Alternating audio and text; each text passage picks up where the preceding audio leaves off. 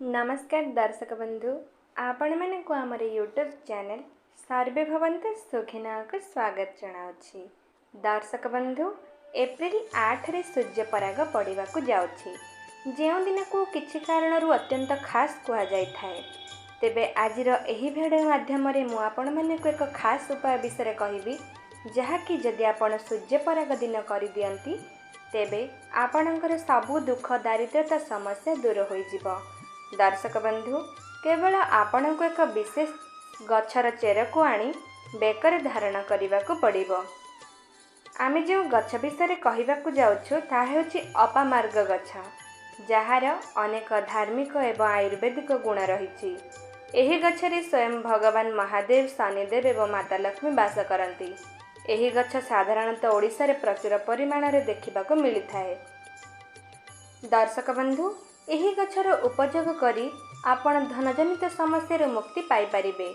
एही गछर बीज ओलटा थिबारु एहाकू अपामार्ग गछ कुहा जाए, किंतु शास्त्र अनुजाई एहार नाम मध्य भिन्न भिन्न रहिछि।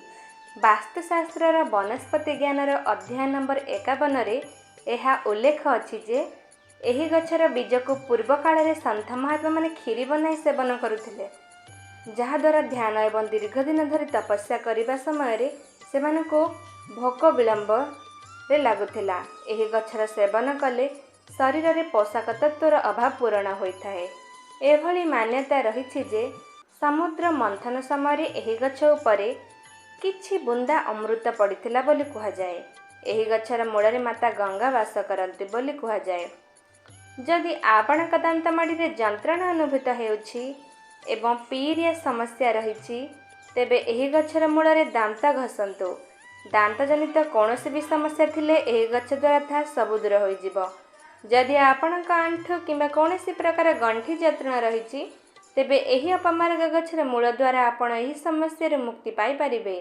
जदि आपणकर शत्रु जनित समस्या रही, तेबे शनिवार दिन एही गछर बीज को छिड़ाई आनंतु एवं ताहाकू शनिदेवଙ୍କ सामने रे नाली कपड़ा रे बांधी शनि 40-51 थर पाठ करंतु। ताहाकू नै एक निर्जन स्थान रे रखि दियंतु। एही उपाय द्वारा ओलटा शत्रु शांत होई जिवे। तेबे दर्शक बंधु अपामार्ग गछर एही सब नियम गुडी को पालन करंतु, आपणकर मंगल हेबो। जदि आपण मानक मोर एही भिडियोटी पसंद आसी थाए तेबे आम चैनल को लाइक शेयर और सब्सक्राइब करि दियंतु। धन्यवाद।